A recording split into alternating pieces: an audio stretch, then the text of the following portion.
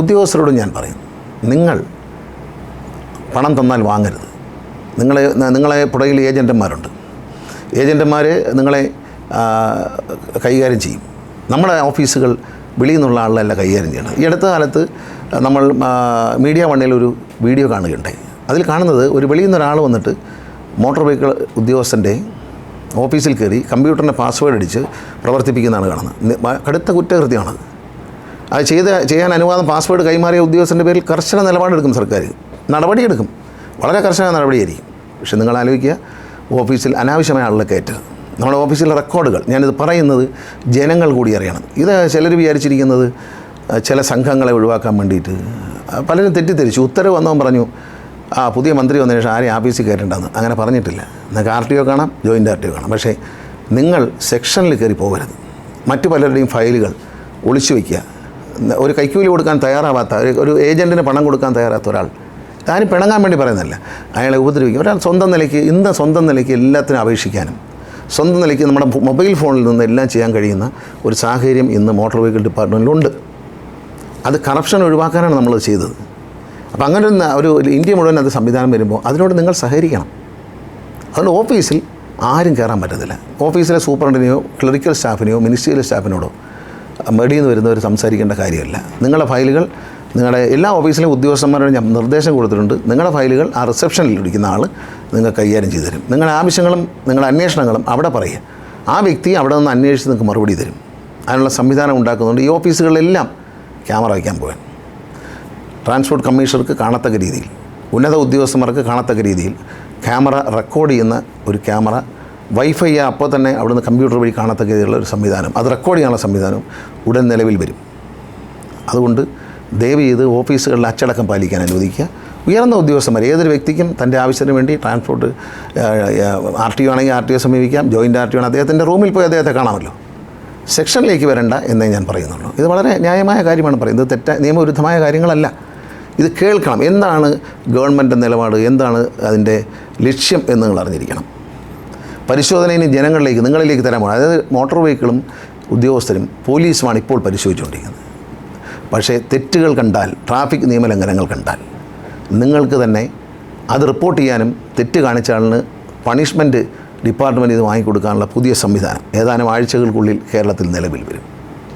നിങ്ങളുടെ മൊബൈലിൽ നിന്ന് നിങ്ങൾക്ക് ഷൂട്ട് ചെയ്തെടുത്തതിന് ശേഷം, ആ നിയമലംഘനം ഷൂട്ട് ചെയ്തെടുത്തതിന് ശേഷം അത് ഒരു ആപ്പ് ഡൗൺലോഡ് ചെയ്യേണ്ടി വരും. ആ ഫ്രീ ആയിട്ട് കിട്ടുന്ന ഒരു ആപ്പ് ഡൗൺലോഡ് ചെയ്യുന്ന ആപ്പിലൂടെ നമ്മൾ വാട്സാപ്പ് സെൻഡ് ചെയ്യുന്ന കണക്ക് ഈ വീഡിയോ അങ്ങ് സെൻഡ് ചെയ്താൽ അത് നേരെ മോട്ടോർ വെഹിക്കിൾ ഡിപ്പാർട്ട്മെൻറ്റ് കിട്ടും. ഉദ്യോഗസ്ഥന്മാർ ആ വീഡിയോ പരിശോധിച്ചിട്ട് നിയമലംഘനം ഉണ്ടെങ്കിൽ വണ്ടിയുടെ നമ്പരും കാണാമല്ലോ, ആ നമ്പരോട് കാണത്തക്ക രീതിയിൽ നോ പാർക്കിങ്ങിൽ കൊണ്ടിടുക. അലക്ഷ്യമായി പാർക്ക് ചെയ്ത് മാർഗ്ഗതടസ്സം സൃഷ്ടിക്കുക. 2 ബസ്സുകൾ, പ്രൈവറ്റ് ബസ്, ഗവൺമെൻറ് KSRTC ഡ്രൈവർമാരോട് ഞാൻ പറഞ്ഞു കഴിഞ്ഞ്, പ്രൈവറ്റ് ബസ്സാണെങ്കിൽ ശരി 2 ബസ്സുകൾ സമാന്തരമായി നിർത്തുക. അതിനിടയിൽ കൂടെ വേറെ ബസ് കയറിപ്പോയിരിക്കാൻ വേണ്ടി ലോക്ക് ചെയ്യാം.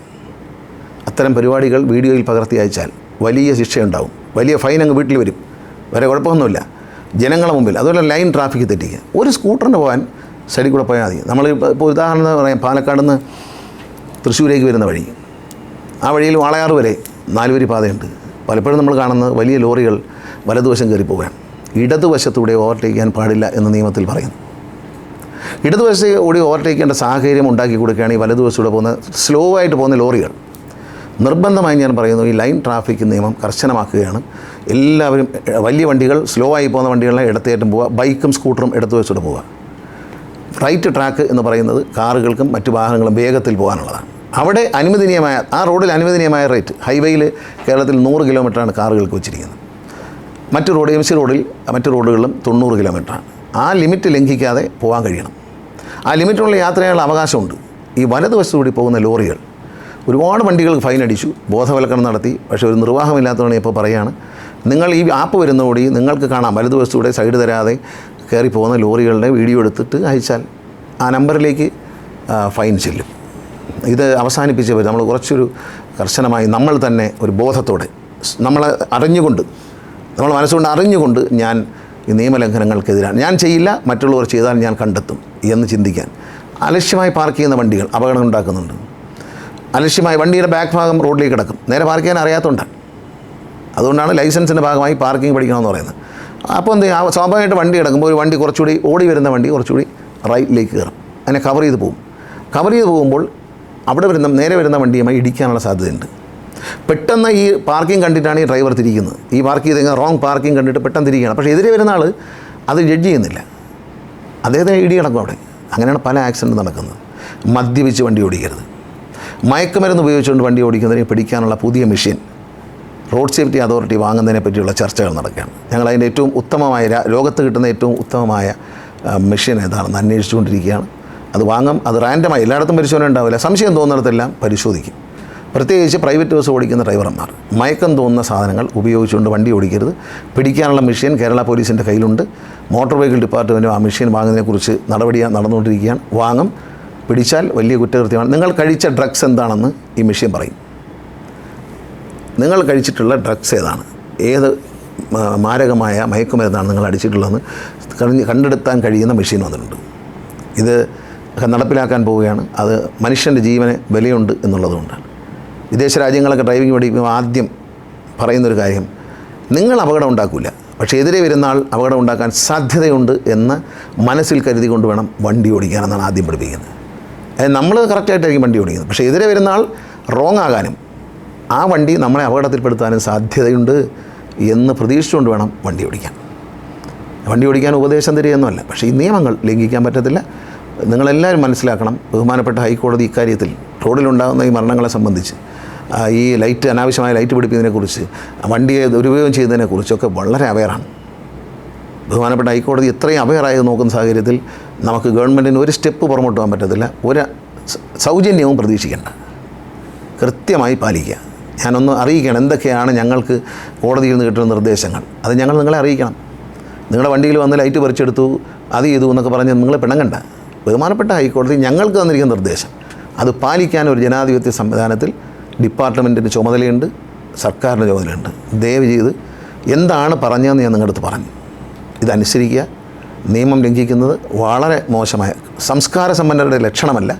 സംസ്കാരശൂന്യരാണ് നിയമം ലംഘിക്കുകയും അത് പിന്നീട് യൂട്യൂബിലിട്ട് ആളാകുകയും ചെയ്യുക. അവരാളാകുന്നതിൽ തെറ്റില്ല. നമ്മളിപ്പോൾ ചില പരസ്യമൊക്കെ കാണുമ്പോൾ പറയും വലിയ ആക്ഷൻ ബൈക്ക് ജമ്പിങ് ഒക്കെ കാണിക്കും. അപ്പോൾ പറയും ഇത് ഗ്രാഫിക്സാണ് എന്നെഴുതി കാണിക്കും. ഇത് റിപ്പീറ്റ് ചെയ്യാൻ പാടില്ല എന്നാൽ പരസ്യത്തിൻ്റെ അടിയിൽ കാണും. അതുപോലെ ഇതൊക്കെ അവനവൻ ഓരോന്ന് ചെയ്യുമ്പോൾ മറ്റു കുട്ടികൾ, ചെറിയ കുട്ടികളെ സംബന്ധിച്ച് ഇത് ഭയങ്കര ത്രില്ലിങ്ങാണ്. ഇതൊക്കെ കാണുമ്പോൾ കൊച്ചു കുട്ടികൾ മുതൽ പ്രായം ചെന്ന ആൾക്കാർ വരെ ഇപ്പോൾ റേറ്റിംഗ് ഉണ്ടാക്കാൻ ശ്രമിക്കുകയാണ്. അപ്പോൾ അതുകൊണ്ട് ദയവ് ചെയ്ത് റേറ്റിംഗ് അവിടെ നിൽക്കട്ടെ. നിങ്ങളുടെ ജീവനും അപകടത്തിലാവും, മറ്റുള്ളവരുടെ ജീവനും അപകടത്തിലാവും. വളരെ ശ്രദ്ധിക്കുക. കഴിയുന്നത് നടന്നു പോകുന്ന യാത്രക്കാർ ഫുട്പാത്ത് ഇല്ലെങ്കിൽ വലതുവശം ചേർന്ന് പോകണം. മോട്ടോർ വെഹിക്കിൾ ഡിപ്പാർട്ട്മെൻറ്റിനായി LKG മുതലുള്ള കുഞ്ഞുങ്ങൾക്കുള്ള വീഡിയോ ഗ്രാഫിക്സിൽ അനിമേഷൻ ചെയ്തിട്ടുള്ള വീഡിയോ തയ്യാറാവുകയാണ്. എത്രയും പെട്ടെന്ന് അത് കുഞ്ഞുങ്ങൾക്ക് യൂട്യൂബിലും സ്കൂളുകളുടെ ഡിജിറ്റൽ ക്ലാസ് മുറികളിലൊക്കെ കാണാനുള്ള, നിങ്ങളുടെ രക്ഷിതാവിൻ്റെ മൊബൈൽ ഫോണിലൂടെ കുഞ്ഞിന് കാണിച്ചു കൊടുക്കാനും മനസ്സിലാക്കാനും കഴിയുന്ന കൊച്ചുകുട്ടികൾക്ക് വേണ്ടി ഗ്രാഫിക്സിലൂടെയാണ് ഞങ്ങൾ ചെയ്യുന്നത്. ഗ്രാഫിക്സ് കഥാപാത്രത്തെ ഉണ്ടാക്കി ഒരു കാർട്ടൂൺ കാണുന്ന പോലെ ഈ റോഡ് നിയമങ്ങൾ കുഞ്ഞുങ്ങളെ പഠിപ്പിക്കും. അടുത്ത ഘട്ടത്തിൽ കുഞ്ഞുങ്ങളെ നമ്മൾ കുറച്ചുകൂടെ വലിയ കുട്ടിയാകുമ്പോഴത്തേക്ക് സൈക്കിളിലൊക്കെ പോകുന്ന സൈസാകുമ്പോൾ അങ്ങനെയുള്ള കാര്യങ്ങൾ പഠിപ്പിക്കും. ഏതായാലും 18 വയസ്സിൽ ഒരു ലൈസൻസ് എടുക്കാൻ വേണ്ടി പോകുമ്പോൾ ആ കുട്ടിക്ക് അറിഞ്ഞിരിക്കേണ്ട എല്ലാ നിയമങ്ങളും അതറിയിക്കും. അതുകൊണ്ട് അതിനുള്ള സംവിധാനങ്ങൾ ഒരുക്കുകയാണ്. കാരണം ബോധവൽക്കരണം കുഞ്ഞു പ്രായത്തിലേ തുടങ്ങണം എന്നാണ്. മറ്റ് രാജ്യങ്ങളിൽ, സിംഗപ്പൂർ പോലുള്ള രാജ്യങ്ങളിൽ ഞാൻ കണ്ടിട്ടുള്ളത് വളരെ ചെറിയ ക്ലാസ്സിൽ നിയമങ്ങളെക്കുറിച്ച് ബോധവാന്മാരാക്കുകയാണ്. ചൂയിങ്കം ചവച്ച് റോഡിലിട്ടാൽ ഇത്ര രൂപ ഫൈൻ, കോള കുടിച്ചിട്ട് ടിന്ന് വലിച്ചെറിഞ്ഞാൽ ഇത്ര രൂപ ഫൈൻ. ഇത് കുഞ്ഞുങ്ങളുടെ സ്കൂൾ യൂണിഫോമിൽ തന്നെ പതിപ്പിച്ചിരിക്കുകയാണ് സിംഗപ്പൂരിൽ.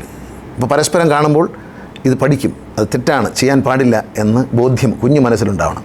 അതുകൊണ്ട് ട്രാഫിക് ബോധവൽക്കരണം LKG മുതലാണ്. കരിക്കുലത്തിൽ ഉൾപ്പെടുത്തുന്നതോടൊപ്പം തന്നെ അത് വിദ്യാഭ്യാസ വകുപ്പ് ചെയ്യുന്നുണ്ട്. പക്ഷേ അതിലുപരി നമ്മുടെ മോട്ടോർ വെഹിക്കിൾ ഡിപ്പാർട്ട്മെൻറ്റ് ഒരു വീഡിയോ തയ്യാറാക്കും. ഒരു വണ്ടി ഡ്രൈവിംഗ് എങ്ങനെ പഠിക്കുന്നുള്ളതിൻ്റെ വീഡിയോ വരെ ഉണ്ടാവും. 18 വയസ്സിൽ വണ്ടി എടുക്കാൻ പോകുമ്പോൾ ആ വണ്ടിയിലെ എന്താണ് ഗിയർ എങ്ങനെ ഉപയോഗിക്കണം, ക്ലച്ച് എങ്ങനെ ചവിട്ടണം, ബ്രേക്ക് എങ്ങനെ ചവിട്ടണം, ഇതെല്ലാം എല്ലാം കാണിച്ചുകൊണ്ടുള്ള വീഡിയോ തയ്യാറാവുകയാണ്. അത് വീഡിയോയിൽ കാണാം. കുഞ്ഞുങ്ങൾക്ക് ഇത് കാർട്ടൂണായിട്ട് കാണാം. അവരെ മനസ്സിൽ പതിയണം. റോഡിൻ്റെ വലതുവശം ചേർന്ന് പോകണം, സീബ്ര ലൈനിലേക്ക് ക്രോസ് ചെയ്യാൻ പാടുള്ളൂ എന്നൊക്കെ ഉള്ളത്. ഇരുവശവും നോക്കിയിട്ട് ക്രോസ് ചെയ്യണം. സീബ്ര ലൈൻ എല്ലായിടത്തും ക്രോസ് ചെയ്യാം. നമ്മുടെ നാട്ടിൽ ചെയ്യാം. അപ്പോൾ എല്ലായിടത്തും സീബ്ര ലൈൻ ഉണ്ടോ? ഇത് കാണുമ്പോൾ ഇതിന് അടിയിലോട്ട് എഴുതി വയ്ക്കും. എവിടെയൊക്കെയാണ് സീബ്ര ലൈൻ ഉള്ളതെന്ന് ചോദിക്കും. അതൊക്കെ എനിക്കും അറിയാം. ഈ വിമർശകർ മനസ്സിലാക്കുക. നിങ്ങളെക്കാളും നല്ല വിമർശകനാണ് ഞാനിതിനൊക്കെ വിമർശിക്കുന്ന ആളാണ്. വിമർശകനെ നന്നായിട്ടറിയാം. എനിക്ക് ഇതൊക്കെ അറിയാം. ഞാൻ വിമർശനത്തിൻ്റെ ഭാഷയിൽ തന്നെയാണ് പറയുന്നത്. ചില തെറ്റുകൾ നമ്മൾ ചെയ്യുന്നുണ്ട്, തിരുത്തി തന്നെയാണ്. പിന്നെ തെറ്റ് ചെയ്യാത്ത ആരും ലോകത്തില്ല. അത് തിരുത്താമല്ലോ. തിരുത്തി കഴിഞ്ഞാൽ തീർന്നു. ഇപ്പോൾ സ്വിമ്മിംഗ് പൂൾ ഉണ്ടാക്കിയ ആൾ ഈ തെറ്റിലെ ശിക്ഷ കിട്ടുന്നുള്ളേ ഉള്ളൂ. അത് കഴിഞ്ഞാൽ തിരുത്തണം, പിന്നെ ആവർത്തിക്കരുത്. അതുകൊണ്ട് സ്നേഹത്തോടെ എല്ലാവരോടും പറയണം, ഈ സന്ദേശം ഉൾക്കൊള്ളണം, ഈ സന്ദേശം മറ്റുള്ളവരിലേക്ക് എത്തിക്കണം, അവരും ബോധവൽക്കരിക്കപ്പെടട്ടെ. ഇത് എന്തൊക്കെയാണ് വരാൻ പോകുന്നത് രക്ഷിതാക്കളും അറിഞ്ഞിരിക്കണം. പ്രത്യേകിച്ച് ടൂറിസ്റ്റ് ബസ്സുകൾ, ഹെവി ലോറികൾ, ടിപ്പർ ലോറികൾ ലൈറ്റ് അഴിച്ചു മാറ്റണം എന്നുള്ളത് ഹൈക്കോടതി നിർദ്ദേശമാണ്. വളരെ ബഹുമാനത്തോടെ ബഹുമാനപ്പെട്ട ഹൈക്കോടതി നിർദ്ദേശം നിങ്ങൾ അനുസരിച്ചേ പറ്റൂ. ഞങ്ങളത് അതിനുള്ള എല്ലാ നടപടികളും ആരംഭിച്ചിട്ടുണ്ട്. ഒരു ഹരാസ്മെൻറ്റോ കാര്യങ്ങളോ നിങ്ങൾക്ക് ഉണ്ടാകാൻ പാടില്ല ഉദ്യോഗസ്ഥരിൽ. അതുകൊണ്ടാണ് സ്നേഹത്തോടെ ഞാൻ അറിയിക്കുന്നത്. നിങ്ങൾ തന്നെ ഇളക്കി മാറ്റിയാൽ ആരും നിങ്ങളെ വഴക്ക് പറയില്ല, ഫൈൻ അടിക്കില്ല. അതുപോലെ സ്പീഡ് ഗവർണർ ഊരിയിടാൻ പാടില്ല. നമ്മൾ ടി വി ഓൺ ചെയ്താൽ, ഞാൻ ഒരു ദിവസം ടി വി ഓൺ ചെയ്യുമ്പോൾ കണ്ടത് രാവിലെ 9 മണിക്ക് ഒരു സഹോദരിയെ ടിപ്പർ ലോറി കയറി ഇറങ്ങി. ഉച്ചയ്ക്ക് 12 മണിക്ക് തിരുവനന്തപുരത്ത് ഈ മെയിൻ റോഡിൽ ഒരു അധ്യാപകൻ്റെ പുറത്തൂടെ ടിപ്പർ ലോറി കയറി. ഇതിൻ്റെ എല്ലാം വീഡിയോ ദൃശ്യങ്ങൾക്കുണ്ട്. അപ്പോൾ എനിക്കൊരു സംശയം തോന്നി, വണ്ടികളെല്ലാം വളരെ വേഗത്തിലാണല്ലോ പോകുന്നതെന്ന് തോന്നി. അപ്പോൾ ഞാനൊന്ന് നോക്കി. ഞാനൊരു ദിവസം ഒരു വണ്ടി 60 കിലോമീറ്റർ സ്പീഡിൽ ലോക്ക് ചെയ്ത് ഒരു സ്കൂൾ ബസ് ഒന്ന് ഓടിച്ച് നോക്കി. അപ്പോൾ എന്നെ ഓവർടേക്ക് ചെയ്ത് തന്നെ എൻ്റെ വീട്ടിനടുത്തൂടെ തന്നെ ഓവർടേക്ക് ചെയ്ത് ഇങ്ങനെ പോകുകയാണ്. അപ്പോൾ എനിക്ക് മനസ്സിലായി ഇത് 60-ലാണ് ഇത് ലോക്ക് ചെയ്തിരിക്കുന്നത്. ആ വണ്ടി 70-ലാണ് പോകേണ്ടത്, പക്ഷേ വളരെ വേഗത്തിൽ പോകുന്നു. ആ ദിവസം തന്നെ ഞാൻ കൊല്ലം എൻഫോഴ്സ്മെൻറ്റ് RTO കൊണ്ട് പരിശോധിച്ചപ്പോൾ 9 വണ്ടി പിടിച്ചു. ഈ 9 വണ്ടിയുടെയും സ്പീഡ് ഗവർണർ കട്ട് ചെയ്തിട്ടിരിക്കുക. വലിയ കുറ്റകൃത്യമാണ്. ഒരു കാര്യം പറയാം, സ്പീഡ് ഗവർണർ ആരെങ്കിലും ഊരിയിട്ടിട്ടുണ്ടെങ്കിൽ, ഇപ്പോൾ ഒരു ഡ്രൈവ് കഴിഞ്ഞു, ഒരു ഡ്രൈവിൽ നമ്മൾ നോക്കിയപ്പോൾ മിക്കവാറും 90-95% വണ്ടിയിലും ഈ ടിപ്പർ ലോറികൾ സ്പീഡ് ഗവർണർ ഊരിയിടുക അല്ലെങ്കിൽ കമ്പ്യൂട്ടറിൽ സോഫ്റ്റ്വെയറിൽ മാറ്റം വരുത്തുക. ഞാൻ അങ്ങനെ ചെയ്യുന്നവർ കർശനമായ നടപടിയെടുക്കും. അതുമാത്രമല്ല, ഈ ഊരിയിടുന്നതിനല്ലാതെ, അത് പഴയ മോഡലിലാണ് ഇത് കട്ട് ചെയ്തിരുന്നത്, അതിന് പകരം പുതിയ മോഡലുകളിൽ ടൈമിംഗ് മാറ്റി കൊടുക്കാൻ, സ്പീഡ് ഒരു പ്രത്യേക കമ്പ്യൂട്ടർ ആപ്ലിക്കേഷനിലൂടെ മാറ്റി, ആ സോഫ്റ്റ്വെയർ ഏതെങ്കിലും ഡീലർ അത് വെച്ച് ചെയ്തു കൊടുത്തിട്ടുണ്ടെങ്കിൽ ഡീലർഷിപ്പ് പോകും. ഒരു സംശയം വേണ്ട. ഡീലറുടെ പണി അതല്ല. നിയമലംഘനം നടത്താൻ ഡീലർ കൂട്ടുന്നാൽ ഡീലർഷിപ്പ് പോകും. ഒരു ശുപാർശയും സ്വീകരിക്കത്തില്ല. ഇത്ര വലിയ ആളായാലും സ്വീകരിക്കത്തില്ല. അത് പാടില്ല. മറിച്ച് ഏതെങ്കിലും വ്യാജ സോഫ്റ്റ്വെയറുമായി വന്ന് ഇത് മാറ്റിത്തരുന്നുണ്ടെങ്കിൽ ഇത് അവരെ ക്രിമിനൽ കേസിൽ പ്രതിയാക്കി നിയമത്തിന് മുമ്പിൽ കൊണ്ടുവരും. കാരണം നിയമലംഘനത്തിന് ക്രിമിനൽ ആക്ടിവിറ്റിയാണ്. വ്യാജ സോഫ്റ്റ്വെയറിലൂടെ ഇതിൻ്റെ സ്പീഡ് അഡ്ജസ്റ്റ് ചെയ്ത് കൊടുത്ത ആരെങ്കിലും ഉണ്ടെങ്കിൽ പിടിക്കപ്പെടും. ഒരു സംശയമില്ല. പിടിക്കാൻ ഞങ്ങൾക്ക് വളരെ ഈസിയാണ്. കണ്ടാലറിയാം. കമ്പനിക്കാർ ചെയ്തിട്ടുള്ളതും ഡ്യൂപ്ലിക്കേറ്റ് ചെയ്യുന്നതൊക്കെ അറിയാൻ പറ്റും. അതിനുള്ള സംവിധാനങ്ങളുണ്ട്. അത് പിടിച്ചാൽ ക്രിമിനൽ കേസായിരിക്കും.